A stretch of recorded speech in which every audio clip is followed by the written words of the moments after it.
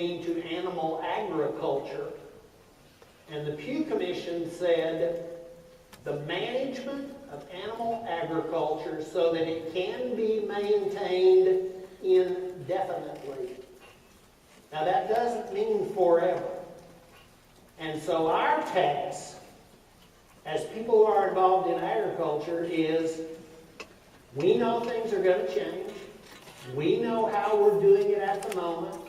We want to be able to do the things that are necessary to make sure that we are able to feed 9.1 billion people, 9.1 billion people in the year 2050. So to us, agricultural sustainability is food security.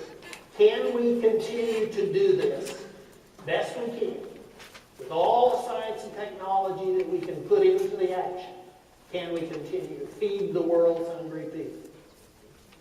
And as I listen and hear this, we're not far off. We're not at opposite ends of the spectrum in terms of defining the word and being able to sustain food for the world. With that said, and we understand we have some educational issues out there and what people, consumers, believe sustainability to be. As we look at that and we understand and appreciate there's going to be change coming, whether we want it or not, change is coming. What do you believe are the biggest challenges facing the industry as we change or move toward that ideal or that place that you might see out there that's sustainable? I'll start, Michael. Well, yeah, getting from here to there is a tremendous challenge, and I'm sympathetic to any producer who is operates under a system that may or may not be working well for them, but it's very hard to picture how to do it differently. One of the key challenges, just continuing with this oil issue, which I think T. Boone Pickens says we're going to have $350 a barrel of oil within 10 years. And we all saw what that did to the food system in 2008. It drove everybody's input costs through the roof and the transportation costs.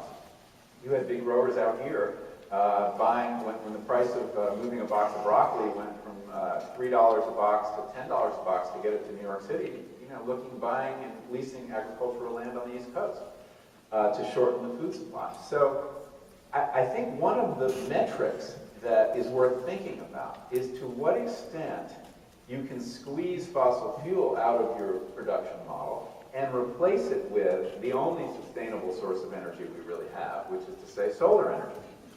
And the more sun in a system, the more of its energy is derived from the sun and the less from oil, you're moving in the right direction.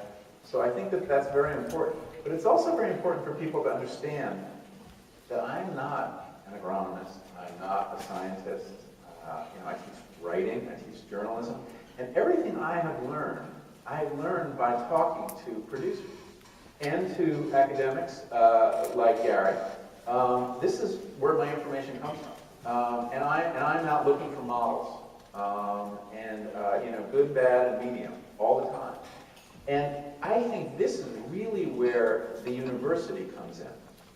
I think that, and this is why this debate is so important to have in a university, that it is the university's job to be the kind of antenna of the industry, the antenna, looking at what's next, testing new models, figuring out, how productive could you be putting cattle back on grass? How productive, how well could local food systems, food sheds, feed a given area? What happens to agriculture at $350 a barrel oil? And it's one of the reasons we all need to support the university as places where those kind of questions, scary as they may be, threatening as they may seem, get tried out. Where we do our test tube experiments. But as an organizing principle, think about that idea of, just to take you back to your grandparents' age, pre-World War II farming, for every calorie of fossil fuel energy we put into the system, the farm system, on the farm, we got back 2 calories of food energy, right? Calories are just measurements of energy. It could be anything. It could be a Twinkie, could be oil. The modern industrial food system, which I completely acknowledge its achievements in terms of making food really, really cheap, and whether we can talk about has that been a boon to farmers and consumers, really. We can talk about that. That is quite an achievement, but you have to look at the cost also, and you have to be willing to look at the cost, because it's, as everything in life, it's a trade-off. That modern food system, it takes 10 calories of fossil fuel energy to produce 1 calorie of fast food or processed food. So that, again, can we count on that? And I don't think we can.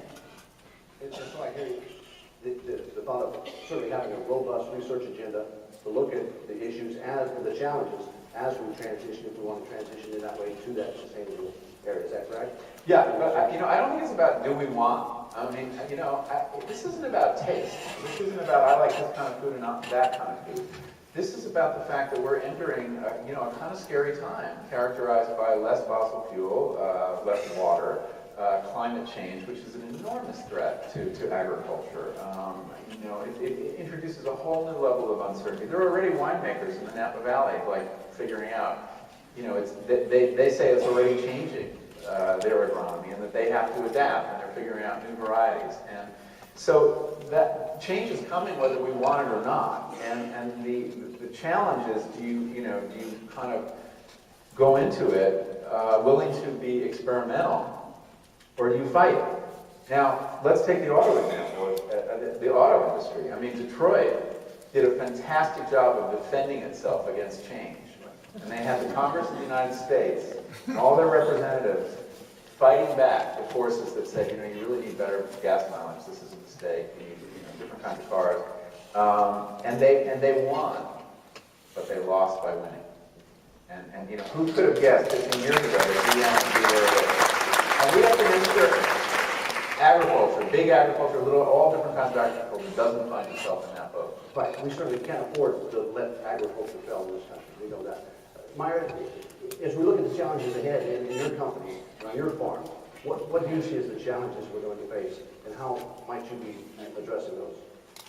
On the macro scale, of course, knowing that our fossil fuel resources are limited, that they're going to get more expensive, knowing we have huge water problems in the state. Climate change terrifies me, especially as an organic farmer, because we don't have these silver bullets to deal with pests, and everyone talks about climate change making pests a much bigger problem. But I also think when you're a business owner, you have to also look at financial sustainability, and you have to look at making enough of a profit so that you can pay your workers a living wage and get enough of a return to your farmers that they can stay in business.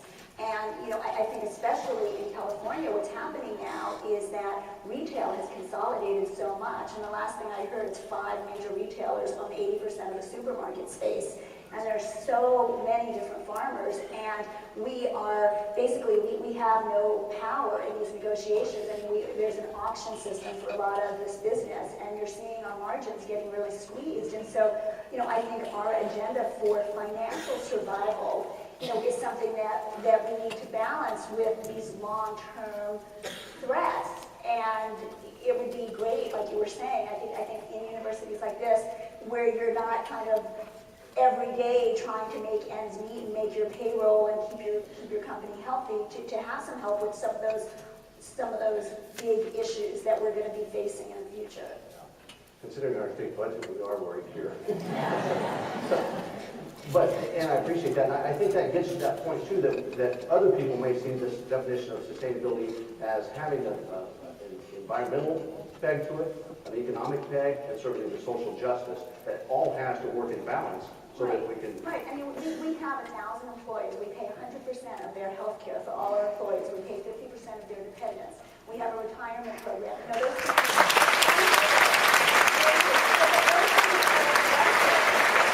don't want to take that away. We want to be able to give our workers, this was actually the first year where we didn't, when 2009 started, where we didn't give everybody a raise the first time in the history of our company, and then we did actually give the majority of our employees raises once we realized that we were going to survive this economic hardship. But those are challenges that, our costs are going up in every area of our business.